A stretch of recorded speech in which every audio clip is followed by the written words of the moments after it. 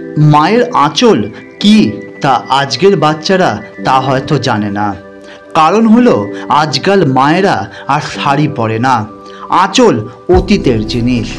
মায়ের আঁচলের মূল নীতি ছিল মাকে মর্যাদা দেওয়া।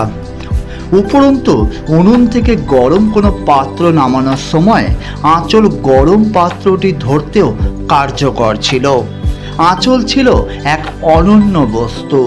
আঁচলের মহিমার উপরে অনেক কিছু লেখা যায়।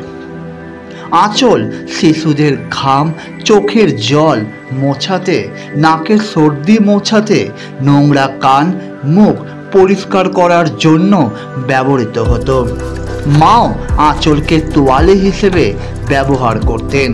খাবার খেয়ে মায়ের আঁচলে মুখটা পরিষ্কার করিয়ে দেওয়া আমাদের একটা খুশির বিষয় ছিল। কখনো কখনো চোখের ব্যথার ক্ষেত্রে মা তার আঁচলকে গোল করে পাকিয়ে তাতে ফু মেরে গরম করে চোখের ওপর রাখতেন। সমস্ত ব্যথা তখন অদৃশ্য হয়ে যেত। মায়ের কোলে ঘুমন্ত বাচ্চার জন্য কোলটি গদি এবং মায়ের আঁচল ঢাকার চাদর হিসেবে কাজ করত। যখনই কোনো অচেনা লোক বাড়িতে আসতো, শিশুটি মায়ের আঁচলের একটি আড়াল নিয়ে তাকে দেখত। শিশু যখনই কোনো বিষয়ে লজ্জাবোধ করত, তখন সে ওই আঁচল দিয়ে মুখটি ঢেকে রাখত এবং আঁচলের ভেতর লুকিয়ে পড়ত। যখন বাচ্চাদের মায়ের সাথে বাইরে যেতে হতো, তখন মায়ের আঁচল গাইড হিসেবে কাজ করত। যতক্ষণ শিশুটির হাত আঁচল ধরে থাকত, পুরো জগৎ তার মুঠোয় থাকত। শীতকালে যখন আবহাওয়া ঠান্ডা থাকত, তখন মা তাকে আঁচল দিয়ে চারপাশে জড়িয়ে শীত থেকে রক্ষা করার চেষ্টা করতেন। আঁচল অ্যাপ্রন হিসেবেও কাজ করত।